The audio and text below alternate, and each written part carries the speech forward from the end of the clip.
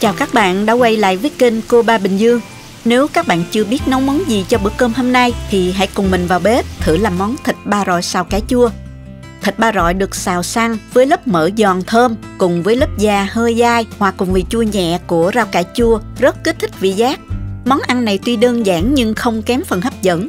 Chỉ nghe mùi thơm thôi là đã thấy đói bụng rồi. Nào mình cùng vào bếp làm thôi.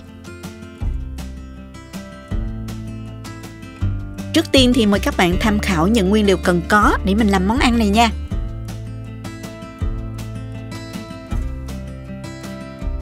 Đầu tiên mình sẽ sơ chế những nguyên liệu để làm món ăn này. Mình băm nhỏ hành tím nè, khoảng 4 củ nhỏ như thế này.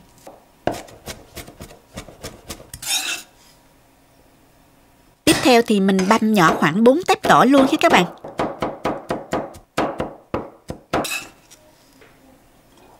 Với hành lá thì mình cắt khúc ra để lát mình nêm vào để món ăn vừa đẹp vừa thơm hơn.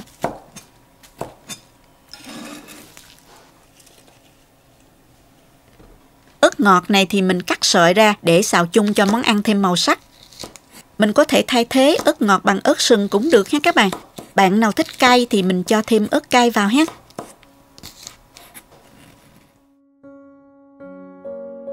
Bây giờ thì mình sẽ đem cắt chỗ thịt này.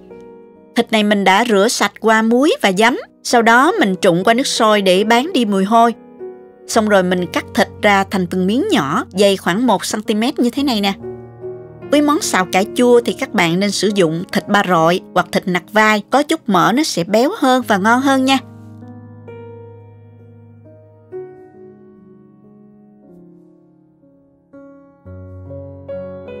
Mình cho vào thố để ướp luôn nè. Với 400 g thịt thì mình sẽ ướp vào đây 1 muỗng cà phê bột nêm, 1 muỗng cà phê đường, 2 muỗng cà phê nước mắm, 1 muỗng rưỡi cà phê nước màu đường, nửa muỗng cà phê tiêu, nửa muỗng canh hành tím băm. Trộn đều tất cả lên và mình để 15 phút cho thịt đủ thấm. Tiếp theo thì mình cho vào chảo 1 muỗng canh dầu. Rồi mình cho thịt vào xào với lửa vừa nè.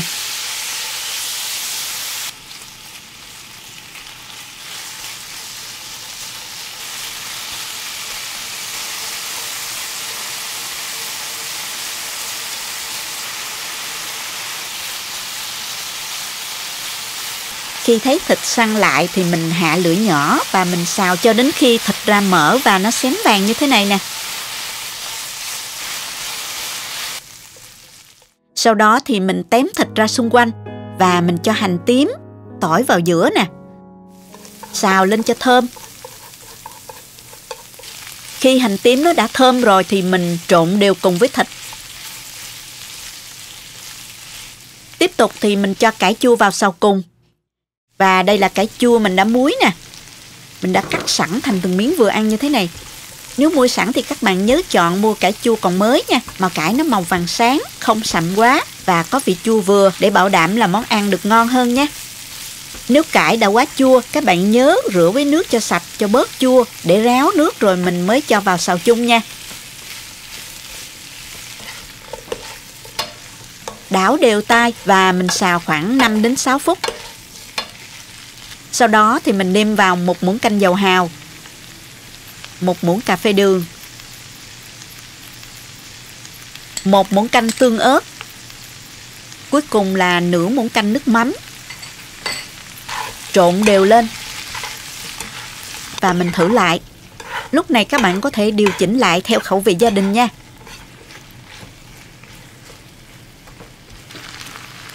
Tiếp theo mình cho ớt sợi vào xào thêm 2 phút nữa rồi tắt bếp.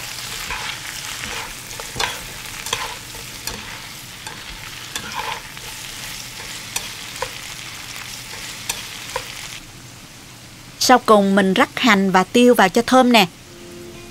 Vậy là món ăn thịt ba rọi xào cải chua đã hoàn thành rồi nè các bạn.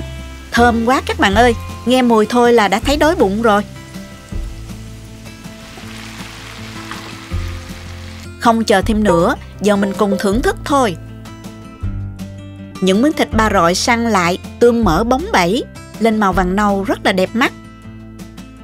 Thịt rất là mềm thơm, thấm gia vị vừa ăn, lớp mỡ giòn giòn, lớp da hơi dai nhẹ, kết hợp với vị chua nhẹ của rau cải chua. Nhất là không thể lẫn đi đâu được cái mùi đặc trưng quyến rũ của rau cải lên men, rất là kích thích vị giác. Hãy cùng mình làm thử và cảm nhận món ăn dân dã nhưng rất hấp dẫn này nha. Chúc các bạn thành công và ngon miệng. Nếu thích cách mình làm, nhớ nhấn like và chia sẻ cho bạn bè cùng xem. Đừng quên đăng ký kênh để cập nhật những video nấu ăn mới nhất của mình nha. Các bạn cũng có thể truy cập website cobabình dương.com để xem dưới dạng bài viết. Chào tạm biệt và hẹn gặp lại các bạn trong video lần sau nha.